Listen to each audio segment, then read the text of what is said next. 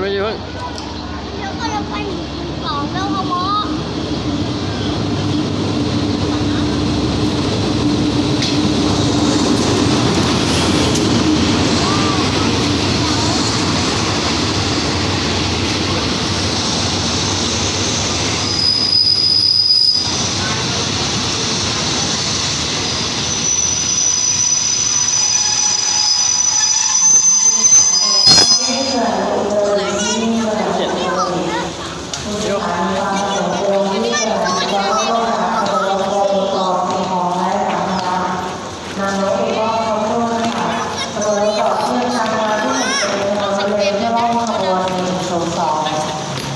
ส่งผู้โดยสารจากสถานีเด่นชัยปลายทางสถานีกรุงเทพ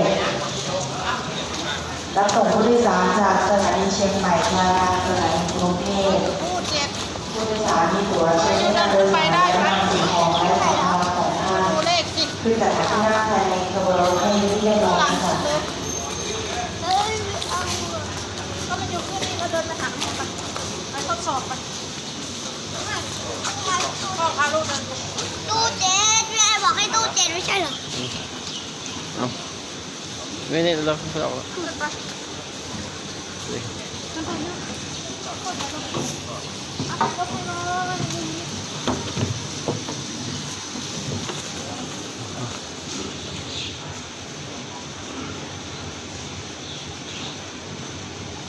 เดี๋ยวถ่ายคลิปก่อน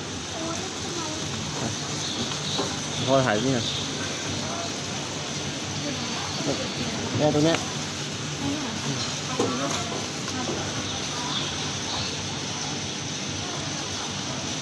อุตรดิตถ์แล้วรับส่งผู้โดยสารสถานีท่ากักชุมทางบ้านดาราพิชัยเป็นสถานีต่อไปตามลำดับค่ะ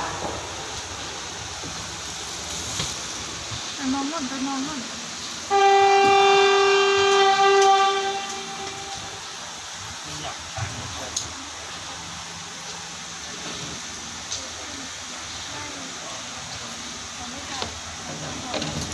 อย่ายื่นหน้าไปเยอะนะ